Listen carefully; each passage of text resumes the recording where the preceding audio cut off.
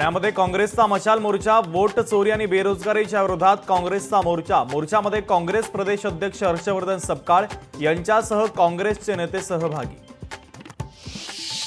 संभाजीनगरच्या कन्नड तालुक्यामध्ये अतिवृष्टीचा इशारा, नागरिकांनी सतर्क राहून सुरक्षेचे नियम काटेकोरपणे पाळावेत, तहसीलदार विद्याचरण कवडकर यांचं आवाहन।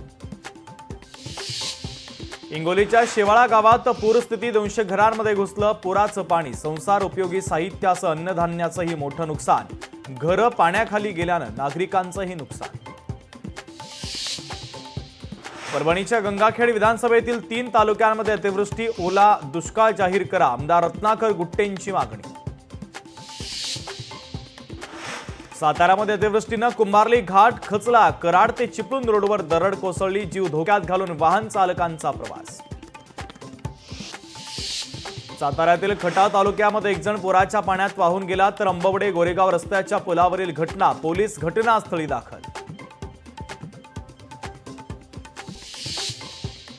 हिंगोलीमध्ये कयाधू नदीचं पाणी शिरलं, कंपनीमध्ये लाखो रुपयांच्या मशिनरी पाण्यामध्ये बुडाल्या, तर कंपनीतील साहित्याचं लाखो रुपयांचं नुकसान।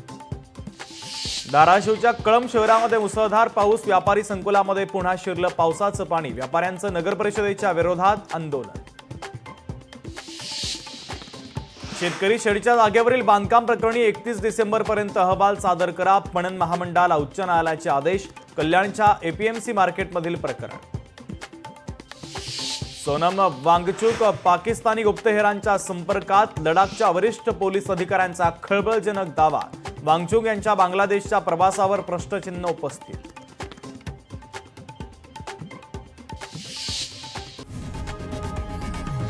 लोकशाही मराठी ऐका, पहा, जागरूक रहा।